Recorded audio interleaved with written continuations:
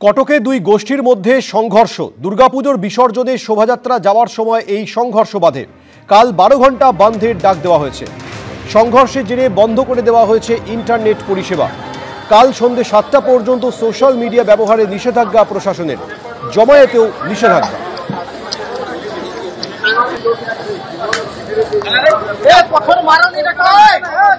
কটকে দুই গোষ্ঠীর মধ্যে সংঘর্ষ বেঁধে যায়। দুর্গাপুজোর বিসর্জনের সময় শোভাযাত্রা যাওয়ার সময় এই সংঘর্ষ বাধে। কাল 12 ঘন্টা বন্ধের ডাক দেওয়া হয়েছে। সংঘর্ষের জেরে বন্ধ করে দেওয়া হয়েছে ইন্টারনেট পরিষেবা। কাল সন্ধ্যে 7টা পর্যন্ত সোশ্যাল মিডিয়া ব্যবহারে নিষেধাজ্ঞা জারি করেছে প্রশাসন। জমায়েতেও নিষেধাজ্ঞা। ফের ডেঙ্গিতে মৃত সল্টলেকের পূর্বাচলের বাসিন্দা। সল্টলেকের এই বাসিন্দা 3 দিন ধরে হাসপাতালে ভর্তি ছিলেন। 3 দিন ভর্তি থাকার পর মৃত্যু হলো সল্টলেকের পূর্বাচলের বাসিন্দার। ঝিলম করঞ্জাই আমাদের প্রতিনিধি এই মুহূর্তে টেলিফোনে রয়েছেন। ঝিলম, আর কি জানতে পারছো?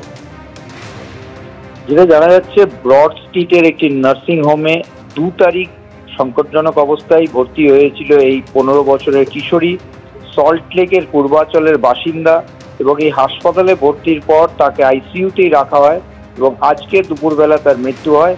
ডেথ সার্টিফিকেটে ডেঙ্গি NS1 পজিটিভের উল্লেখ করা আছে এবং একই সঙ্গে উল্লেখ করা আছে তার যে শরীরের ভেতর রক্তক্ষরণ হচ্ছিল এবং তার থেকে সেপটিক শক হয়ে তার মৃত্যু হয়েছে, তেমনটাই উল্লেখ করা আছে ডেথ সার্টিফিকেটে।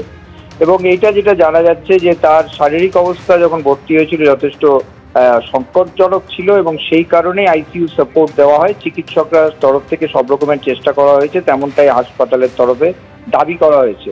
তবে এই নিয়ে পুজোর মরশুমে এই প্রথম ডেঙ্গিতে আক্রান্তের যে মৃত্যু, এরকম একটি ঘটনা ঘটলো। যদিও পুরসভা এবং রাজ্য স্বাস্থ্য দপ্তরের তরফ থেকে ডেঙ্গি প্রতিরোধ এবং সচেতনতা নিয়ে প্রচার ইতিমধ্যেই শুরু করা হয়েছে বলে দাবি করা হয়েছে। ঝিলম, ধন্যবাদ। ফের ডেঙ্গিতে মৃত সল্টলেকের পূর্বাচলের বাসিন্দা।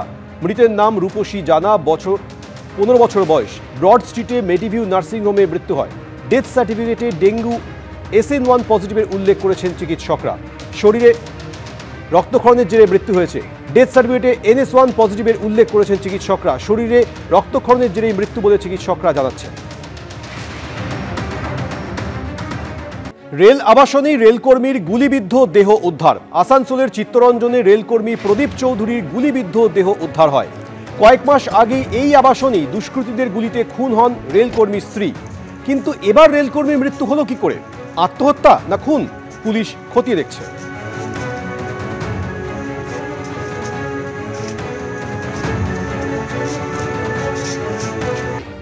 উত্তরবঙ্গের ভয়াল রূপ, বিভিন্ন জায়গায় ক্ষয়ক্ষতি বিপুল। আজকে তা খতিয়ে দেখলেন দার্জিলিং এর বিজেপি সাংসদ রাজু বিস।